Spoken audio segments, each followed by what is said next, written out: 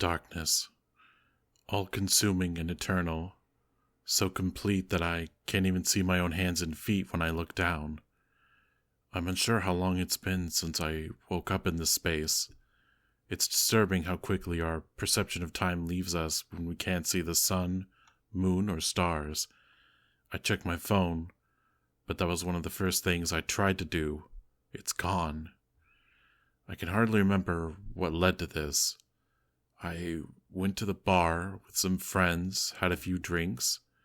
I remember waiting outside for my ride home. I hadn't been that drunk. So how did this happen? Did someone drug me? Did someone do this to me? I keep walking through the endless darkness. What choice do I have?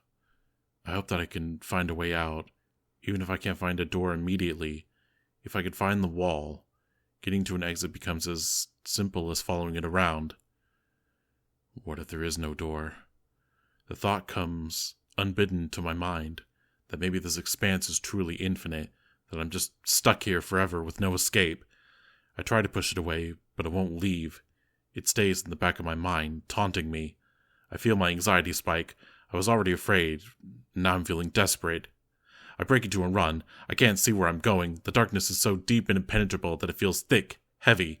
It feels like it's physically weighing down on me, closing in around me in a stranglehold. I have no destination in sight, but I keep running anyway. If I run straight into a concrete wall, that will only be a relief. But I don't run into a concrete wall. I trip over something instead and land face first on the hard floor of what I think is some sort of compressed dirt. The shock of the fall snaps me out of my stupor. I find myself instinctively taking in deep breaths as I force myself to calm down. Panicking won't get me anywhere. The ground feels like dirt, but it's dirt that is packed in so tightly hardly any of it comes free when I scrape at it with my hands. That implies it isn't natural, suggesting that this place is man-made after all. If that's the case, it will have an edge. There will be a wall eventually. There will be an exit. Perhaps whatever I tripped over will give me a hint about what happened to me, I think to myself, pushing myself up onto all fours and crawling back across the ground in what I think is the direction I came from. I don't want to accidentally step over it and keep walking, never to come across it again. My hand comes into contact with something wet, soft and squishy, and I recoil, scrambling back a foot or two. I had been expecting something hard for some reason. What the hell was that? I speak out loud for the first time in what feels like a long time. My voice doesn't carry at all through the crushing blackness. Yet it feels distant, like it was spoken by someone else.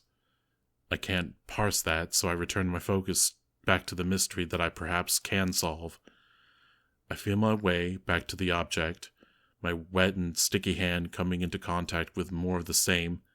In an instant, I know what this is and I scream. In my shock and panic, I throw myself back away from the body. Fear grips me, sinking its claws in tighten, refusing to let go. My breaths come quickly, too shallow to properly provide me the air I need. I can't stop. I want to run again, but I can't even stand up. The strength is gone from my trembling limbs. I hyperventilate long enough that I get dizzy. My thoughts become a hazy soup. If my vision wasn't consumed by the total darkness already, I might have started to see shadows creeping in around the edges. I must have nearly passed out. I was slow to come to my senses, clarity of thought gradually creeping back to me. Still trembling, I sit back up. I go back to the tried and true breathing method to try and calm myself. It's hardly working, but I can think somewhat clearly now. They aren't good thoughts. My hands are slick with someone else's blood. Someone else was down here. It might even have been one of my friends who I had been out with. It's so dark that I'll never know. Whoever it was, though, they're dead now. They had suffered a grievous, wide wound to what I think was their abdomen. How did that happen in this place? I hadn't run into any obstacles at all before tripping over the body itself. The ground is completely level too. It isn't likely they just fell from a ledge or something. That leaves only one option in my mind, the most concerning one. This was done to them. That means that I'm not alone in the dark. Someone or something is in here with me. A chill creeps down the length of my spine. Suddenly, my fears about this place feel a lot less existential and a lot more tangible. Looking around me, I see no signs of imminent danger. But I can't. There is nothing but the endless dark.